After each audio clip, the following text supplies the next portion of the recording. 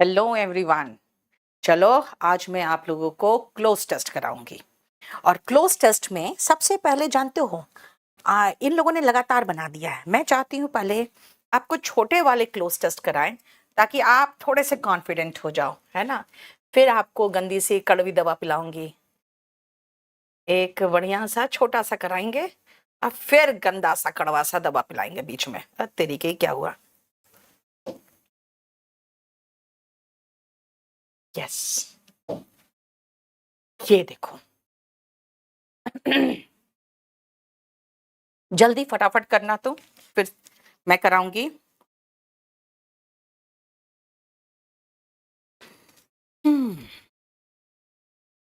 जिस ऑर्डर में मैं कराऊंगी ना, मुझे जो ऑर्डर ठीक लगेगा मैं उस ऑर्डर में आप लोगों को बाद में फिर पीडीएफ दे दूंगी। जिस ऑर्डर में कराएंगे उसी ऑर्डर में पीडीएफ बना दूंगी, ठीक है।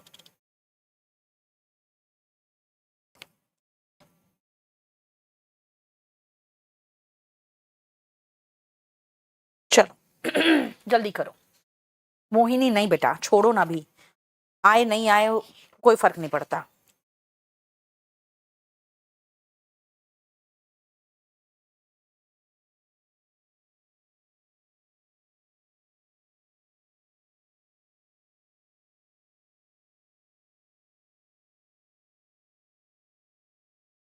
हम्म, जल्दी जल्दी बनाओ फटाफट।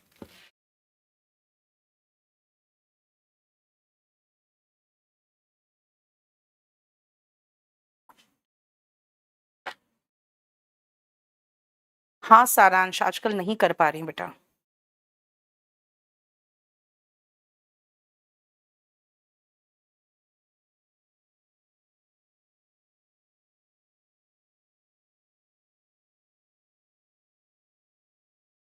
चलो देखें।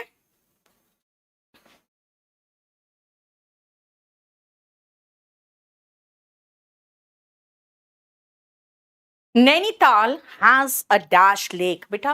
नैनी ताल, ताल मतलब लेक ही होता है, ठीक है ना, यानी ताल का ही तो शहर है। तो वहां पे ब्यूटीफुल लेक होगा। अब देखो ब्यूटीफुल भी है, लेकिन यहाँ पे एक वर्ड है सेगेशियस। बेटा सेगेशियस का मतलब होता है समझदार, वाइज। अगर ब्यूटीफुल नहीं होता तो प्लीजिंग चलता। अब आओ एल्यूरिंग। एल्यूरिंग का मतलब होता है जो आपको ललचाए, ऐसा अट्रैक्ट करने वाला, अट्रैक्टिव। हम सीधा कोई भी लेक की बात कर रहे हैं तो ब्यूटीफुल लेक की बात करेंगे। Yogesh, very good. Tourists come from far and wide to dash boating here. To dash boating here, बेटा एंजॉय करेगा बोटिंग। वहां पे जाओगे ना तो आप बोटिंग करोगे वहां पे, क्योंकि वहां ताल है, तो ताल में बोटिंग ही तो होगा, और क्या होगा। To enjoy boating. एडोर का मतलब होता है पसंद करना। एप्रिशिएट का मतलब होता है तारीफ करना, ठीक है। लोग वहां जाते हैं बोटिंग को एंजॉय करने के लिए। There is a skating place behind it. और ताल जहां पे है, लेक है, उसके पीछे एक स्केटिंग प्लेस है जहां पे लोग स्केट करते हैं आइस पे। पीपल, आइस हो या ऐसी प्लेन सा जमीन हो, वहां पे आइस कहां होगा। People who skate here say that the ride seems to go round with them.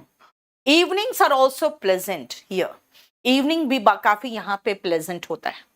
The dash of the electric lights looks as if they are dancing in the ripples of the lake. The dash of the electric lights, the dash of the electric light का क्या हो सकता है बेटा। Electric light का shadow तो नहीं होगा, क्योंकि शैडो का मतलब होता है उसकी परछाई। परछाई तो किसी इंसान का होगा।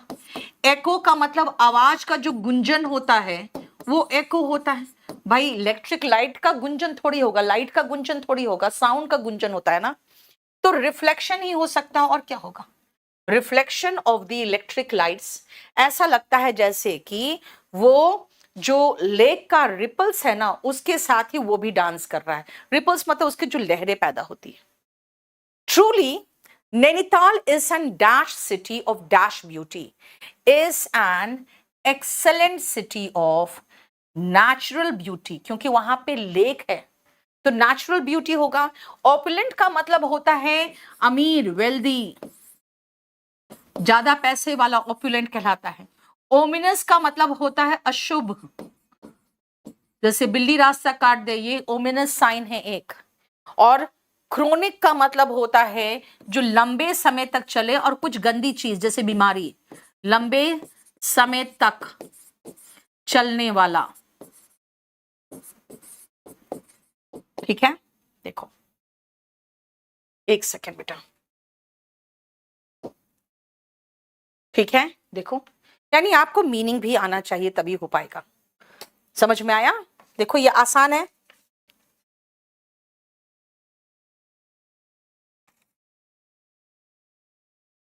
हम बड़े वाले सबसे लास्ट में करेंगे, जो छोटे होंगे पहले वो करेंगे। अब कोई छोटा सा ही देख लेते हैं और कोई आसान था।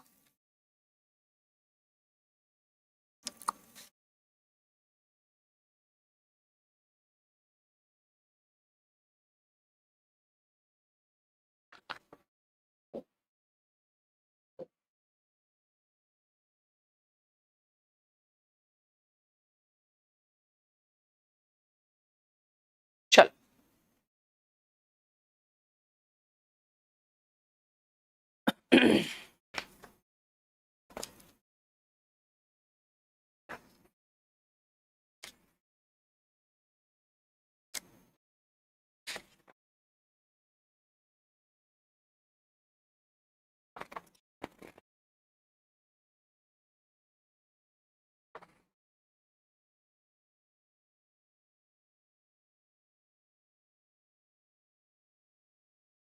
शशांक बेटा, मैं इंग्लिश पढ़ाती हूँ तो मेरा तो वो क्या तैयार रहेगा ही यार।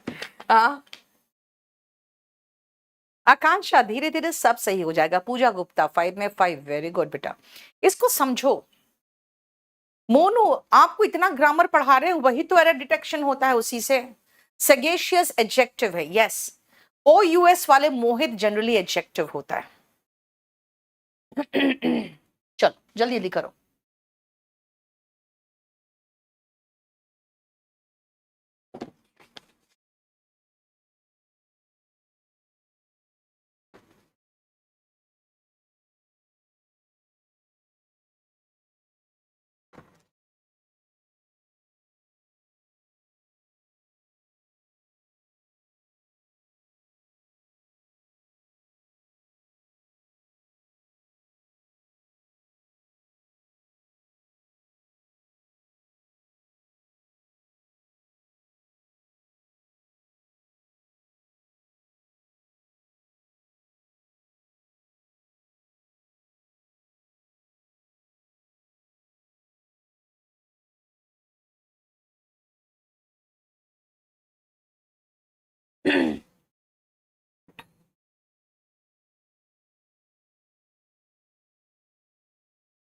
अमर, आराम से पढ़ो बेटा, अब इतना टेंशन मत लो, क्या होगा कब होगा। आपका पूरा कंप्लीट होगा फिर हम आपको छोड़ेंगे। आलोक यादव, सीईटी होना ही नहीं चाहिए, नहीं तो सीटेट वाली हालत हो जाएगी, इसीलिए उसके बारे में अभी डिस्कशन मत करो। जो भी चेंज होगा सब हम पढ़ाएंगे, उसका टेंशन मत लो।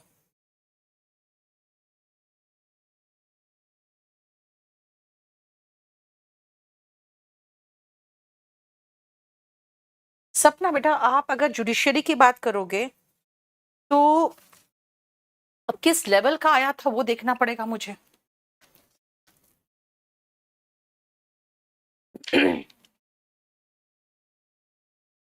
पहला सुनो, Indian culture treats guests as God. Indian culture guest को भगवान के रूप में, कहते हैं ना अतिथि देवो भव, उसके रूप में ट्रीट करता है। And takes care of them as if they are a part and parcel. बेटा ये फ्रेज ही है, पार्ट एंड पार्सल। अब ये आप सब्जेक्ट वर्ब एग्रीमेंट में एंड के साथ जोड़कर वो सिंगुलर वर्ब लेता है, वहां पे ये लिखा हुआ है पेयर। पार्ट एंड पार्सल का मतलब ही होता है अभिन्न अंग।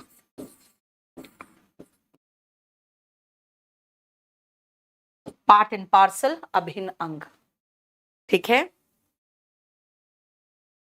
Part and parcel of the family itself, यानी वो घर का ही एक अभिन्न अंग मानते हैं उनको, है ना। बाहरी व्यक्ति उसकी तरह ट्रीट ही नहीं करते हैं हम।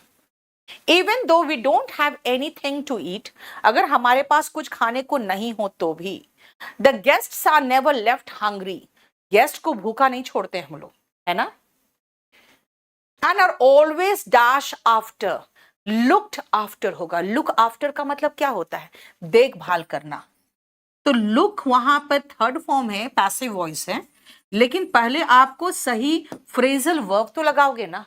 लुक आफ्टर का मतलब होता है देखभाल करना, यानी अगर हमारे पास खाने को कुछ नहीं हो तब भी उन्हें भूखा नहीं छोड़ते हैं। And they are looked after by the members of the family, घर के परिवार के सदस्यों के द्वारा उनको अच्छे से उनकी देखभाल की जाती है।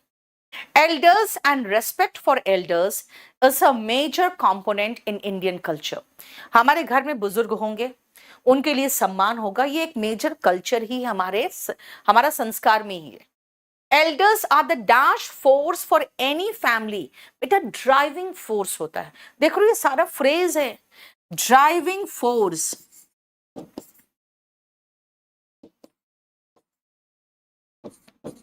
जो करने के लिए, कुछ भी करने के लिए प्रोत्साहित करे।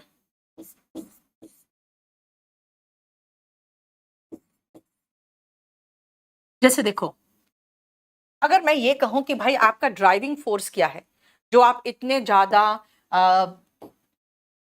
पढ़ते हो और हमेशा अपना मोटिवेशन बना के रखते हो, ड्राइविंग फोर्स क्या है? आप हमेशा एक्टिव रहती हो, आपका ड्राइविंग फोर्स क्या है ना, जो आपको पुश करता है, ड्राइव करता है कुछ करने के लिए, उसी को ड्राइविंग फोर्स कहते हैं बेटा। तो वो हमारे ड्राइविंग फोर्स होते हैं। And hence the love and respect for elders come from dash and is not artificial. अब ड्राइविंग फोर्स है तो हमारे अंदर से आता है, आर्टिफिशियल नहीं होता है, कम्स फ्रॉम विद इन। यानी हमारे जो पेरेंट्स है, हमारे दादाजी हैं, हमारे जो पूर्वज है, उन्होंने हमारे को ड्राइव किया है कि देखो बड़े जो है अतिथि जो देव होते हैं हमारे लिए, हम बिल्कुल भगवान होते हैं, है ना। तो वो ड्राइविंग फोर्स होते हैं। इसीलिए हमारे संस्कार में देखते हो, अपने दादी से आपको नेचुरली प्यार होगा, अंदर से वो प्यार आता है, आप बनावटी थोड़ी प्यार करते हो उनसे। देखना कई बार ऐसा होगा, जो बच्चे होंगे ना अपने दादा दादी से ज्यादा प्यार करते हैं, है ना, पेरेंट्स से कम करेंगे। क्यों? क्योंकि उन्होंने भी अपने संस्कार पेरेंट्स से लिए कि भाई बड़े हैं, यानी मेरे फादर जिसका सम्मान कर रहे हैं भाई हम तो उनका करेंगे ही, राइट। तो वो ड्राइविंग फोर्स होता है, वो होते हैं। और रेस्पेक्ट उनके लिए जो आता है वो अंदर से आता है, आर्टिफिशियल नहीं होता। An individual takes blessing from his elders, अपने एल्डर्स से वो ब्लेसिंग्स लेते हैं बाय टचिंग देयर फीट, उनके पैर को छूकर। Elders drill and dash the Indian culture within us. बेटा कोई चीज देखते हो, अगर नीचे अंदर कुछ कीड़ा हो जाता है तो आके उसको ड्रिल करके छेद करते हैं और उसके बाद दवा डालते हैं। तो वही है हमारे जो दादा नाना ये सब है ना, ड्रिल कर देते हैं अंदर, बिल्कुल छेद करके, और वो हमारे अंदर डाल देते हैं वो संस्कार को। तो पास ऑन, जो उनके पास संस्कार है वो हमें पास ऑन करते हैं। मेंस का एग्जाम था। सपना, आप मुझे आज क्लास खत्म करने के बाद है ना टेलीग्राम पे भेज देना 8860333003 पर, 8860333003 पर आज क्लास खत्म होने के बाद भेज देना, ठीक है। तो ये हमें पास ऑन कर देते हैं अपने जो संस्कार है। पास ऑन, बेटा पुट ऑन मत कहना, पुट ऑन मतलब पहनना होता है। पुट ऑन वेट, यानी कि जैसे वेट आप गेन कर लेते हो, put on some makeup, makeup लगाना हो गया, राइट। होल्ड ऑन मतलब रोकना, होल्ड ऑन यानी रुको, रुकना या रोकना, तो इसलिए पास ऑन होगा एक से दूसरे तक, होल्ड ऑन बिल्कुल नहीं हो सकता। बेटा हमारे पेरेंट्स छेद करके ड्रिल करके हमारे अंदर अपना जो संस्कार वो पास ऑन करते हैं, ठीक है, ग्रो ऑन कोई जरूरत ही नहीं है। देखो, तो किसी भी क्लोज टेस्ट को करने के लिए सबसे पहले आपको समझ विकसित करो, ठीक है। मैं आसान आसान करा रही हूं पहले। बजरंगी, जब तक रीडिंग नहीं करोगे बेटा तब तक कुछ नहीं होगा क्लोज टेस्ट में, ये ध्यान रखना। इसमें तो 2-3 तो फ्रेज ही थे।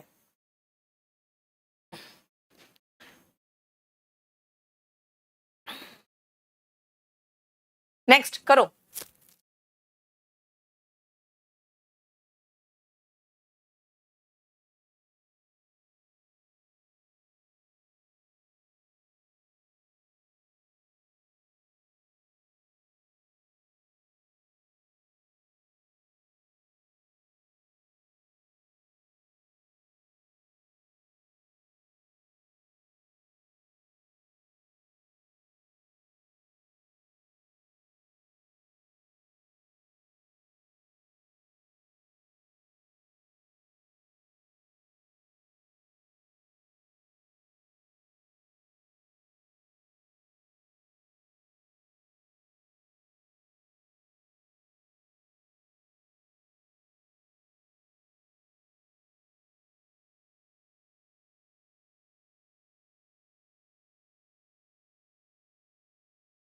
आनंद, वो कराएंगे बेटा।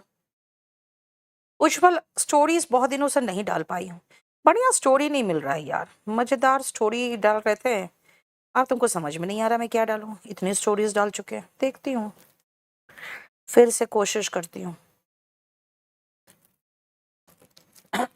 इंग्लिश लिखने के लिए क्या करें बेटा, लिखने के लिए तो अलग तरीके से पढ़ना पड़ता है।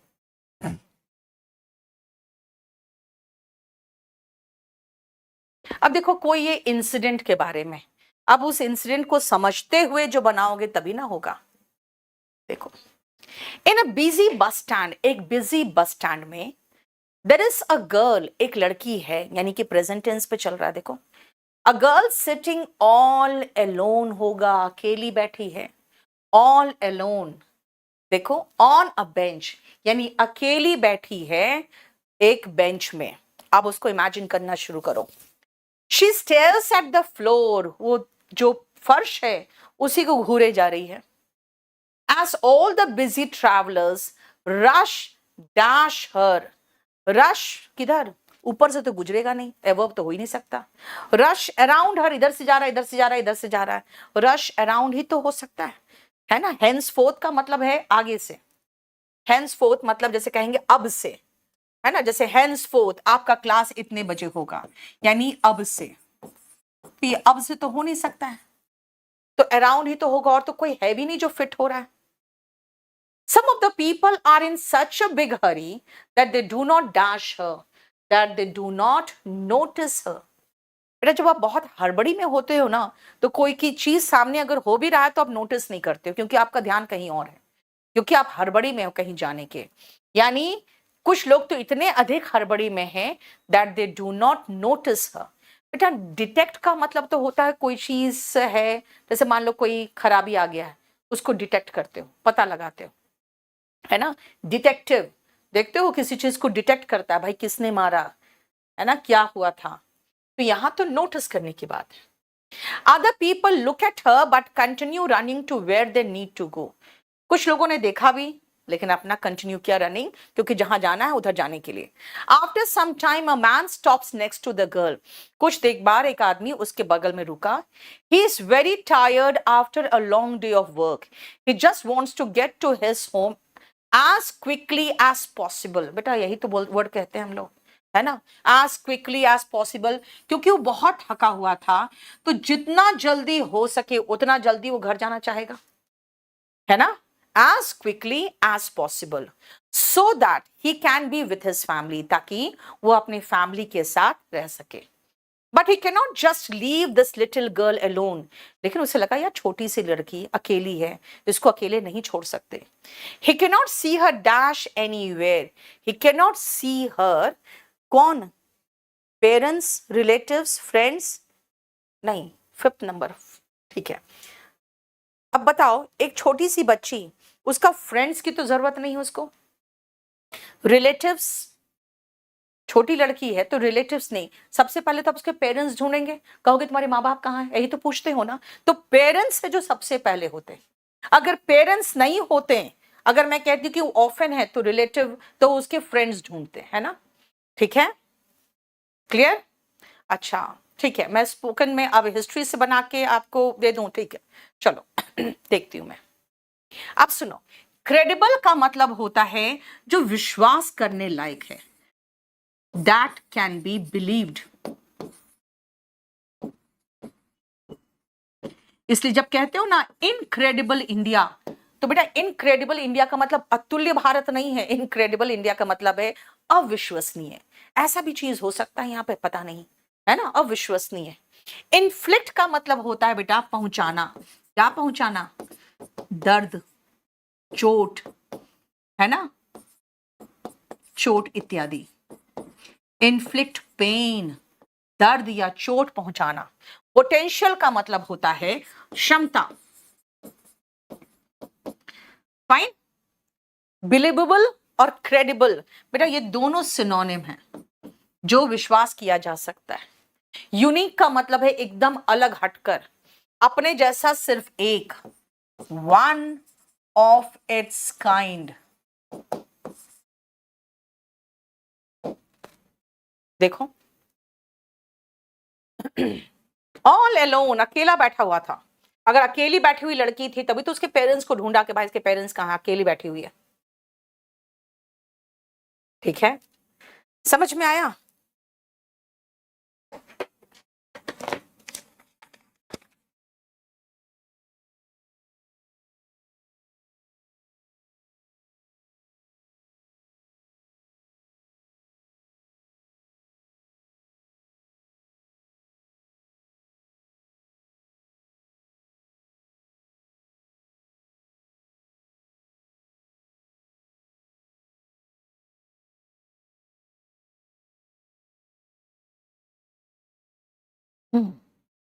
चलो, इसके बाद वाला भी आसान है। मैं पहले देख रही हूं आप लोग को कि लायक जो जो है, जो आसान है, पहले वो कराएंगे।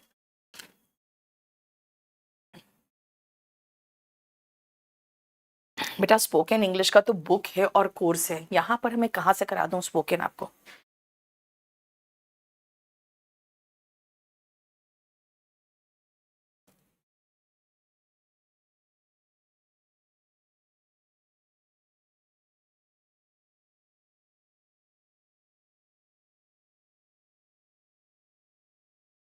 प्रवेश, बेटा एक बात बताओ, अभी तुरंत शुरू करोगे और सबको झटपट आपको इंग्लिश आ जाएगा?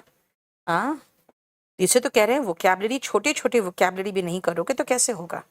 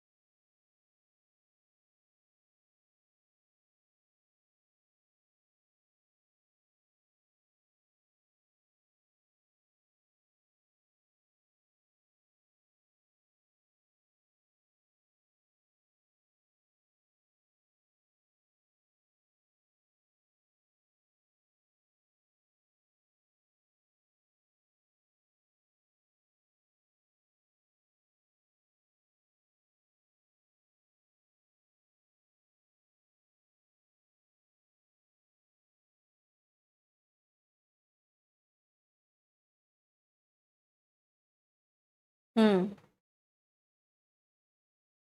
Ravi Chaudhary, previous mains discussion, बेटा मेंस का बैच अलग चल रहा है, ठीक है, वो अलग है। हालांकि उसको भी ये कराना है तो साथ में ही करा दे रही हूँ आज मैं।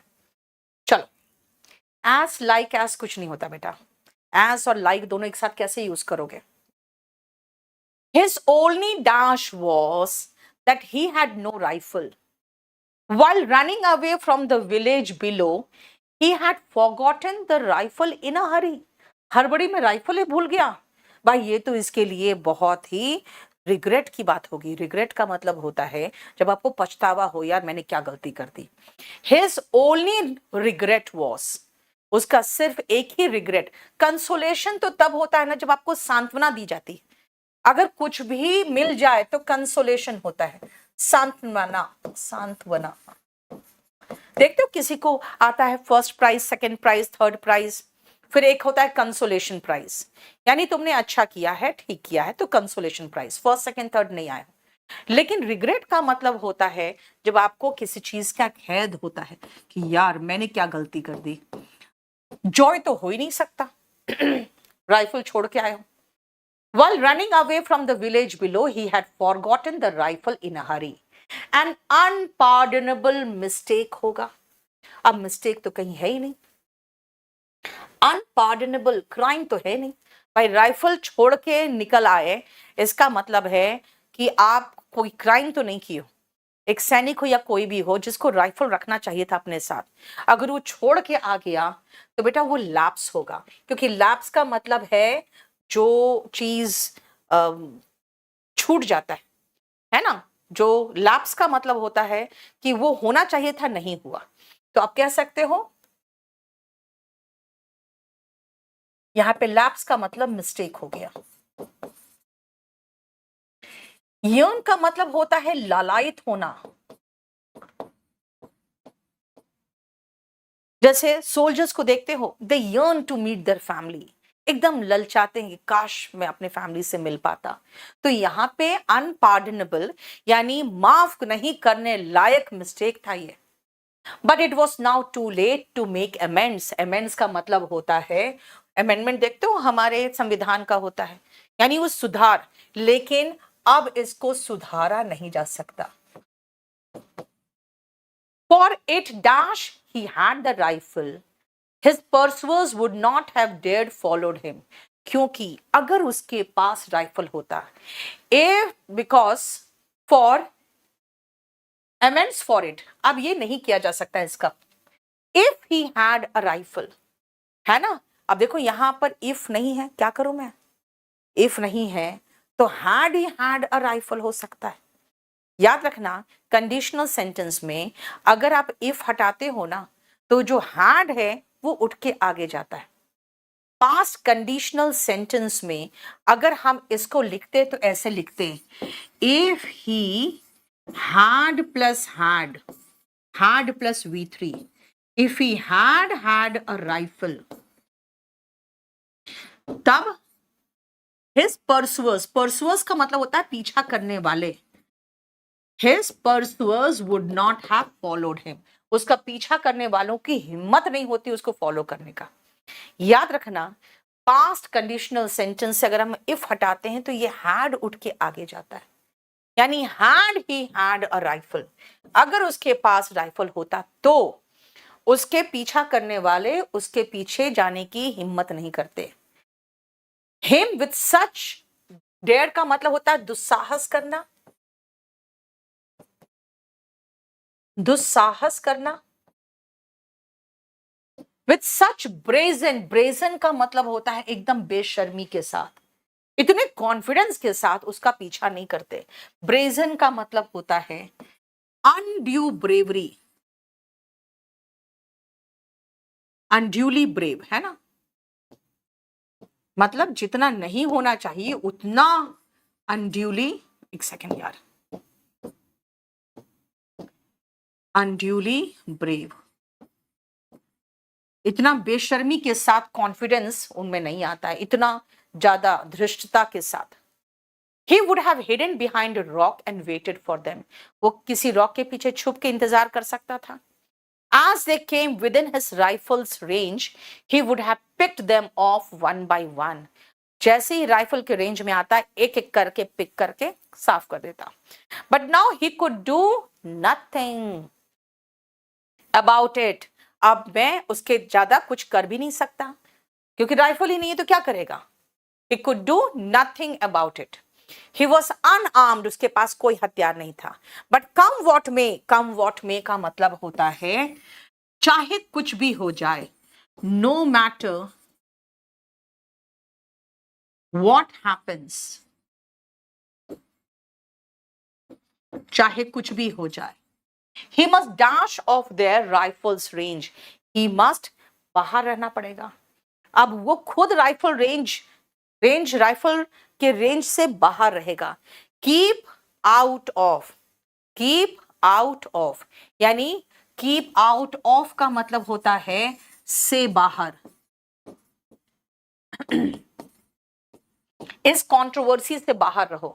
Keep out of this controversy.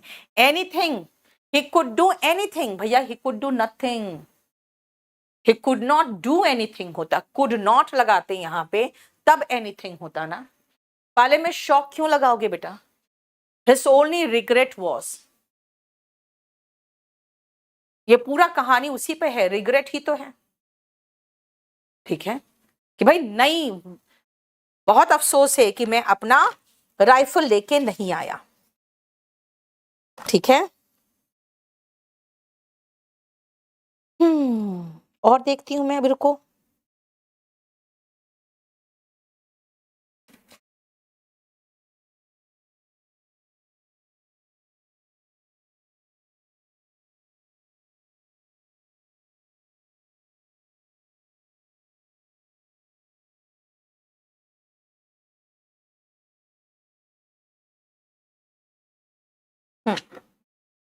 TV बन जाएगा आराम से. करो.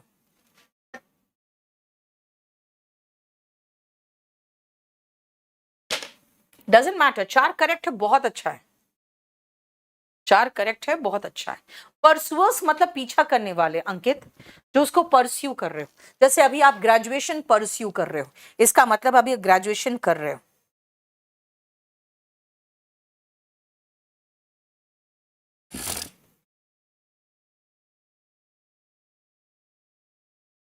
Three out of 5. कोमल कोई बात नहीं बेटा.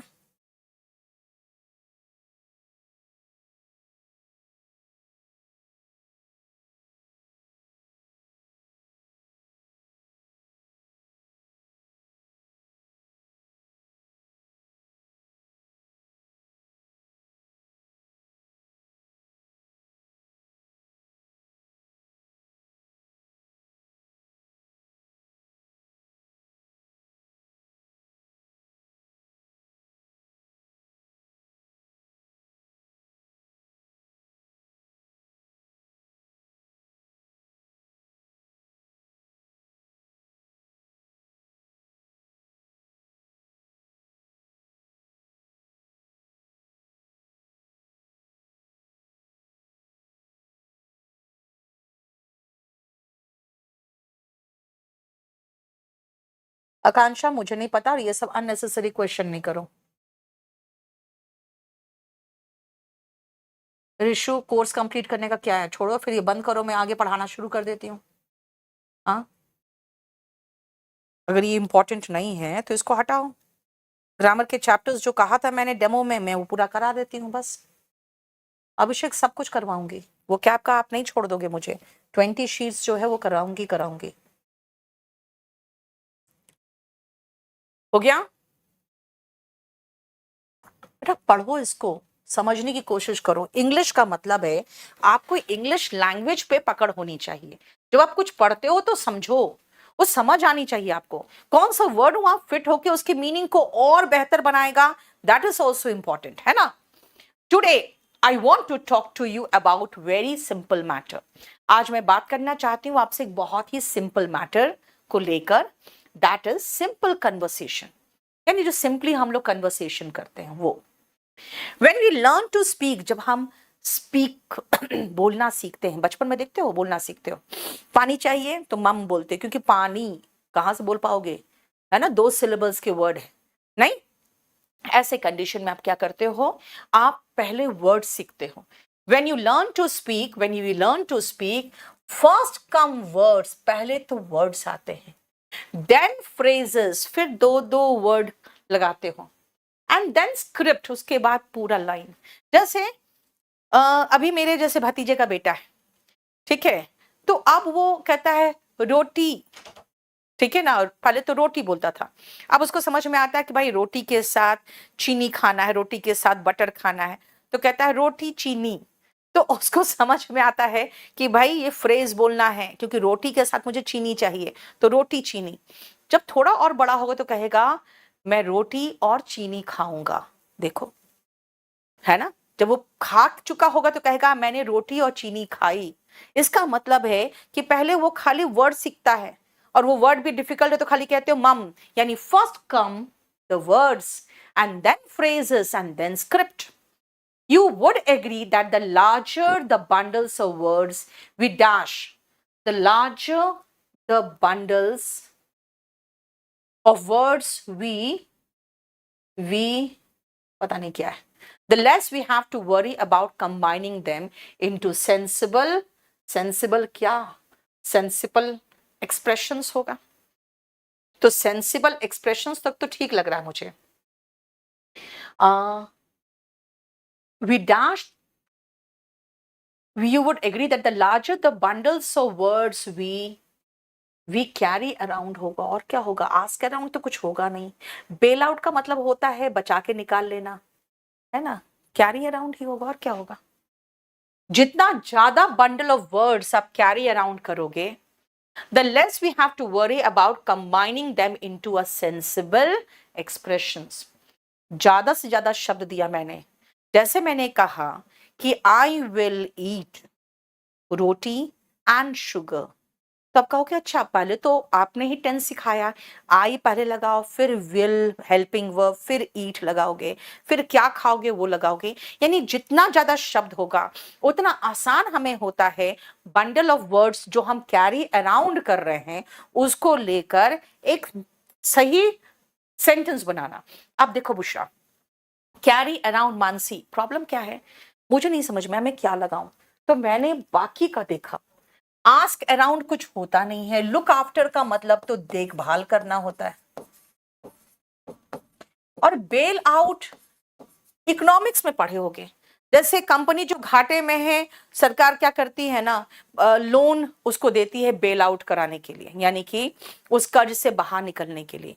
बेल आउट होता है कुछ हेल्प करके बाहर निकालना, यहां तो फिट ही नहीं हो रहा, तो मैंने कैरी अराउंड कहा।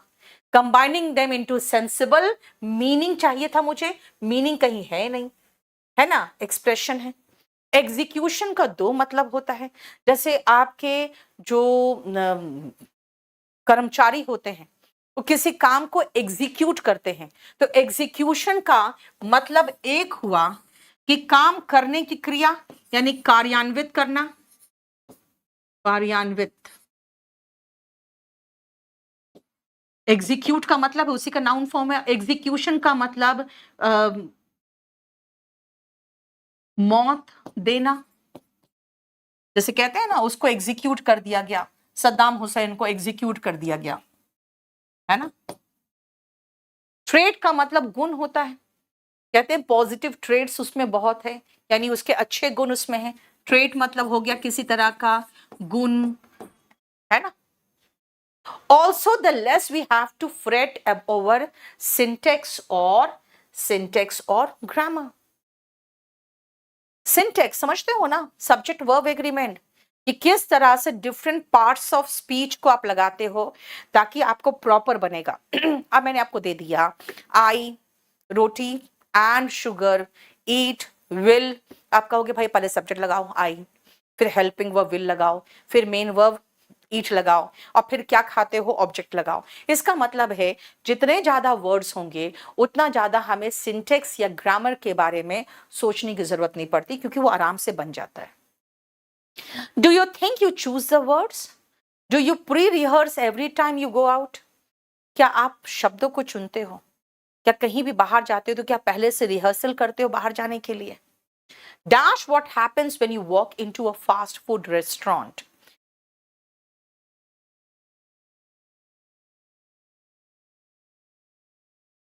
My dear, how do you react in those real life situation. कहा है कि मान लो, कंसिडर, मान लो आप एक फास्ट फूड रेस्टोरेंट में गए, कैसे रिएक्ट करोगे? क्या हर बार आप रियल लाइफ सिचुएशन में कैसे रिएक्ट करोगे, आप ये सोचो ना। इसीलिए जैसे मैं स्पोकन कराती हूँ, उसमें क्या है कि स्कूल गए तो क्या क्या बात करेंगे अपने भाई या अपने बच्चे के लिए, रेस्टोरेंट गए तो क्या क्या बात करेंगे, थिएटर में जाओगे तो कौन कौन से सेंटेंसेस को यूज करोगे।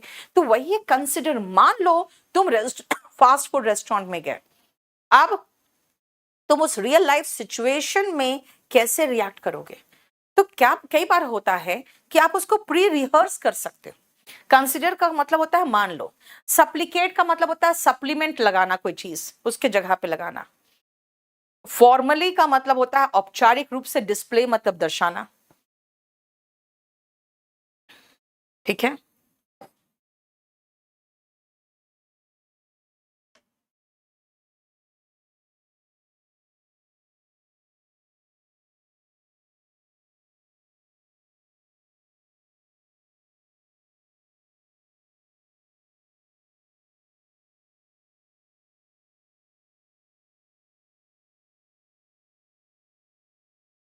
हम्म।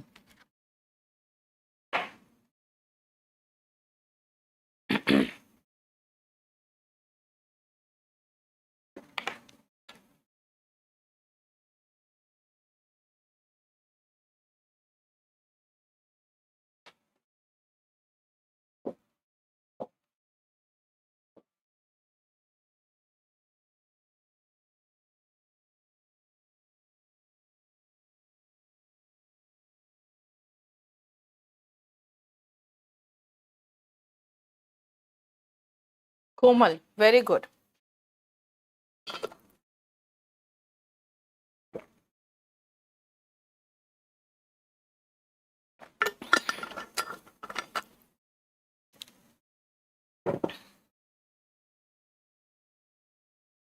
तुषार, बैंक का बैच अलग चलता है बेटा, और उसमें आपको टीचर बिल्कुल डिफरेंट तरीके से पढ़ाते हैं, उसके टेस्ट पेपर सॉल्व कराते हैं। मैं आपको पूरा कंप्लीट कराती हूँ। 4 सही है तो भी बहुत अच्छा है। गौरव, 37 खत्म होने वाला है, मैं तो बीच में रोक के ये सब करवाने लगी हूँ कि बेटा ये सब बहुत इंपॉर्टेंट चीज है, पढ़ो।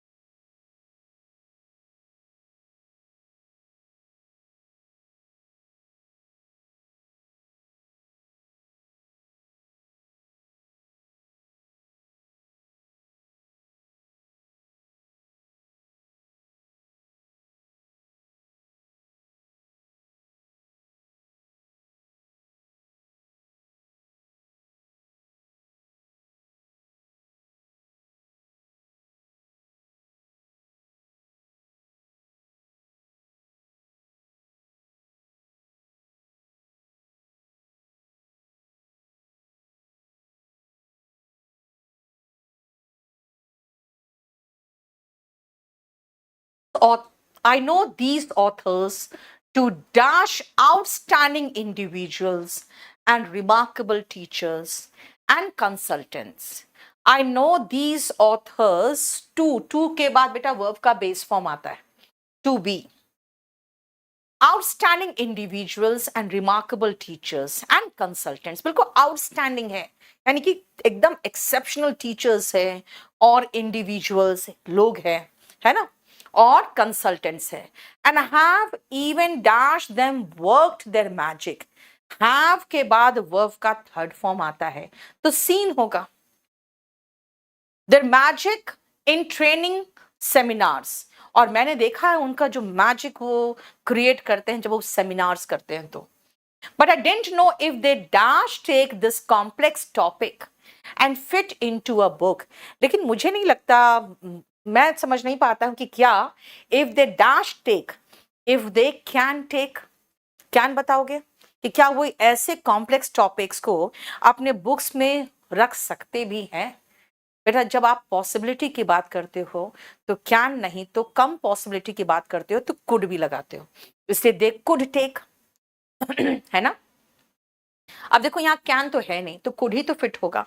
If they could take, had तो हो ही नहीं सकता, हैव हो ही नहीं सकता, क्यों? क्योंकि उनके बाद वर्ब का थर्ड फॉर्म लगता है ना, और आर भी नहीं होगा क्योंकि V1 ING आता है उसके बाद। They could take this complex topic and fit into a book. हर मॉडल के बाद वर्ब का बेस फॉर्म होता है, तो इसीलिए मॉडल ही लिया मैंने तो कि ताकि उसके बाद वर्ब का बेस फॉर्म ले सके। दे डिड, और उन लोगों ने ऐसा कर लिया, दे कुड यानी they did. I dash you to really dig into this material. मैं तुम्हें चाहती हूं, तुम्हें एनकरेज करूंगी, तुम्हें अर्ज करूंगी, तुम इन मटेरियल्स को पढ़ो, ध्यान से उसको डिग करो, उनको खोदो। I encourage you to dig into this material, to pause यानी कि रुको, सोचो, and think deeply about each part, और हर पार्ट पे रुको, सोचो। And how the parts are dash, and how the parts are sequenced, एक के बाद एक सीक्वेंस में कैसे उन पार्ट्स को रखा गया है। आप जब उनको पढ़ोगे, सोचोगे, रुकोगे और फिर सोचोगे, आपको आश्चर्य होगा कि कितना अच्छे से एक के बाद एक पार्ट को सीक्वेंस में रखा गया है। क्योंकि जंबल कर देगा बेटा तो आपको तो ऐसे समझ में नहीं आएगा मीनिंग क्या है ना। तो रिकॉल का मतलब होता है फिर से याद करना, फिर से बुलाना, तो यहां पर रिकॉल करने का तो मतलब ही नहीं है। टिंकर का मतलब होता है कुछ टक टक करना, है ना, तो यहां तो वो भी नहीं फिट हो रहा है। जो फिट होगा उसी को लगाएंगे ना, ठीक है।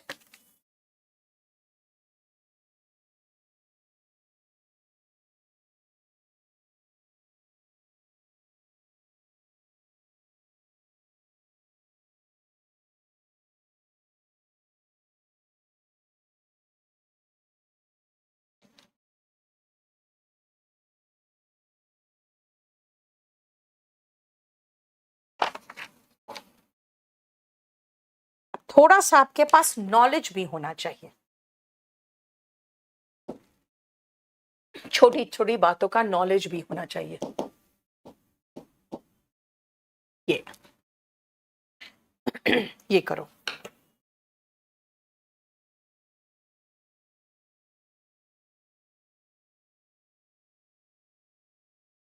मानसी, स्वाति, विपिन, विकास, बहुत सही बेटा, सेम लेवल होता है CGL और CHSL दोनों। उस दिन CGL का करवाए थे, आज CHSL का करवा रहे हैं।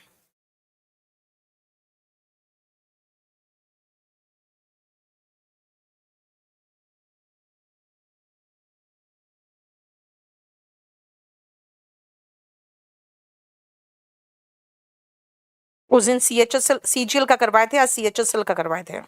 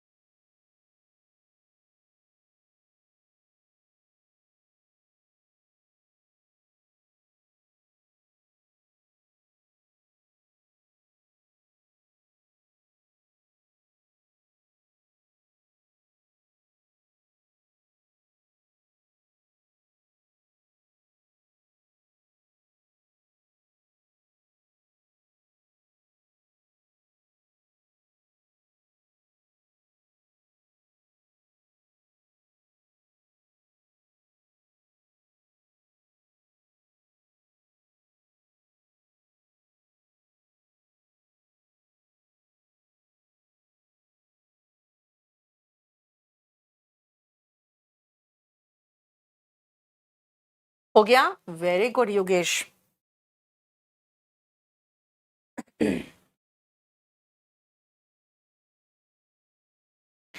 A pathogen is a dash, virus, parasite, or fungus that can cause disease within the body. Pathogen क्या है? Is a, अब देखो वायरस पैरासाइट फंगस तो बोल ही दिया है ना, तो इज बैक्टीरियम लगा दो और क्या होगा, क्योंकि बैक्टीरिया वायरस कुछ भी चीज जो डिजीज कॉज कर सकता है, मैंने आपको एक जगह लिखवाया भी होगा, पैथो का मतलब डिजीज होता है, pathogen is disease causing element. Each pathogen is made up of several subparts, usually unique to that specific pathogen. And the dash it causes. अब देखो पैथोजन क्या करता है, अब खुद सोचोगे बैक्टीरिया वायरस क्या करेगा भाई, इसमें से डिजीज ही तो कॉज करेगा, डिजीज। आफ्टर माथ होता है बेटा, याद रखना, जैसे युद्ध हो, किसी वॉर हो या मान लो बाढ़ इत्यादि के बाद का समय, जैसे कहते हैं ना बाढ़ में इतने लोग मारे गए, भाई आफ्टर माथ में ज्यादा लोग मारे जाते हैं, है ना। ओके, कोई तरह का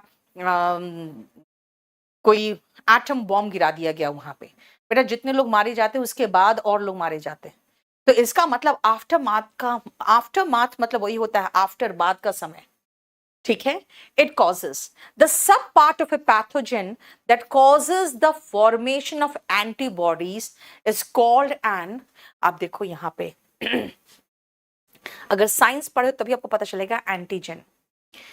पैथोजेन याद रखना, पैथो इज डिजीज, पैथोजेन यानी डिजीज कॉजिंग एलिमेंट, और उसके उल्टा उससे लड़ने की जो शक्ति देता है उसको कहते हैं एंटीजन, ठीक है, क्लियर। देखो antigen is the formation of antibodies is called an antigen. The antibodies produced in response to the pathogen's antigen, देखो अब एंटीजन यहां पर लिख ही दिया तो वही एंटीजन होगा, are an important part of the dash system. कौन सा सिस्टम, अब खुद सोचो कि जब एंटीबॉडीज प्रोड्यूस होता है ना तो आपके इम्यून को बढ़ाता है, इम्यूनिटी को बढ़ाता है, तो यहां पर इम्यून सिस्टम ही तो होगा, क्योंकि एंटीबॉडीज आपके बॉडी में इम्यूनिटी लाता है, तो इम्यून सिस्टम की तो बात कर रहा होगा ना। You can consider antibodies as the dash in your body's defence system, as the soldiers. आपका डिफेंस कौन करता है, आपके देश का सोल्जर्स, तो आपके बॉडीज में वैसे सोल्जर्स का काम कौन करता है, वो करता है हमारा एंटीबॉडीज, ठीक है। कल्प्रिट तो होते हैं बेटा दोषी, वल्नरेबिलिटी का मतलब, वल्नरेबल वो लोग होते हैं जिनको नुकसान पहुंचाना आसान है, तो वल्नरेबिलिटी का मतलब होता है द कैपेबिलिटी, नहीं कैपेबिलिटी मत लगाओ,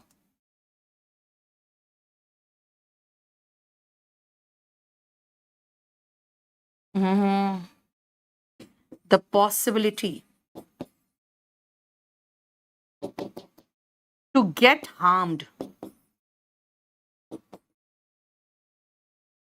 जैसे सोसाइटी में वल्नरेबल कौन होते हैं, चिल्ड्रन, विमेन, एट रिस्क जो होते हैं, है ना। देखो लूप होल्स तो कम ही होते हैं, कमी। बेटा प्रेसी का होगा तो केडी लाइव में होगा, केडी लाइव चैनल में देखोगे, लूसी का जो है ना स्क्रीनशॉट लो, ठीक है, देखो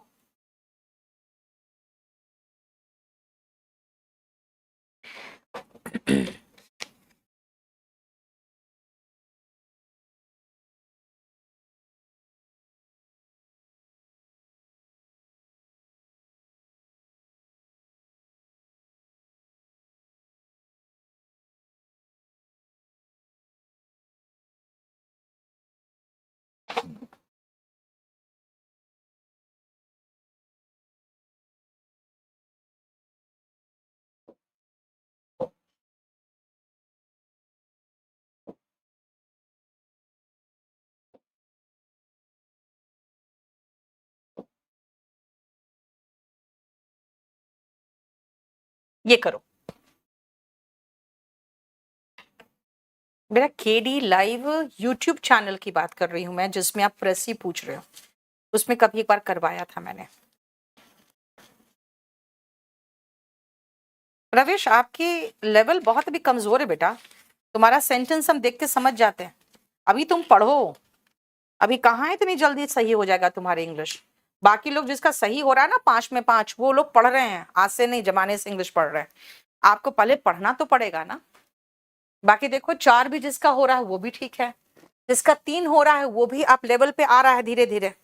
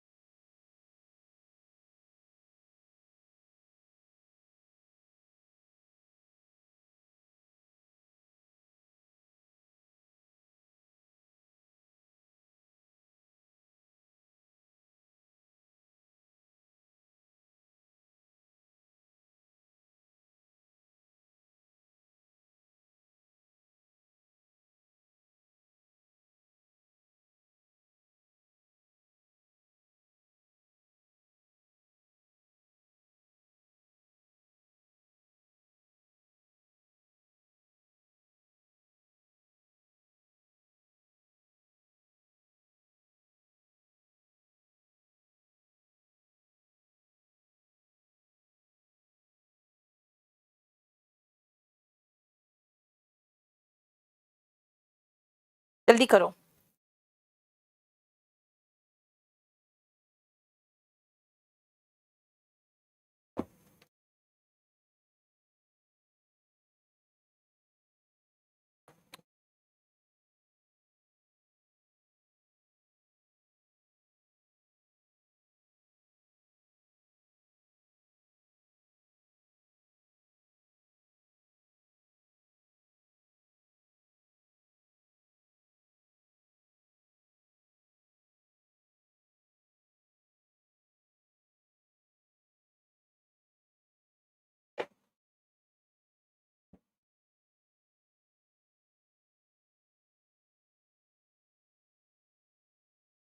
हम्म।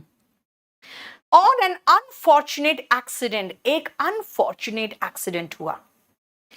First aid experts stress that, okay, इसका मतलब एक्सपर्ट्स स्ट्रेस यानी हुआ नहीं, जब भी होता है जैसे मैंने आगे देखा ना, स्ट्रेस मतलब जोर देते हैं, तो जोर देते हैं यानी एक्सीडेंट हुआ नहीं, होते हैं तो, यानी कि फिर से सोचो, जब भी कोई अनफॉर्चुनेट एक्सीडेंट होता है, जो फर्स्ट एड एक्सपर्ट्स होते हैं वो स्ट्रेस करते, इस बात पे जोर देते हैं that dash what to do for an dash victim, stress that knowing what to do, अगर आप जानते हो कि क्या किया जाए for an injured victim, accidental victim तो नहीं होगा बेटा, एक्सीडेंटल मतलब होता है ना जो प्लान्ड नहीं होता है, जैसे नहीं एक पिक्चर बना था एक्सीडेंटल प्राइम मिनिस्टर, यानी बाय चांस हो गया, यहाँ पे एक्सीडेंट का विक्टिम नहीं होता है, यहाँ पे इंजर्ड विक्टिम होता है, जो घायल,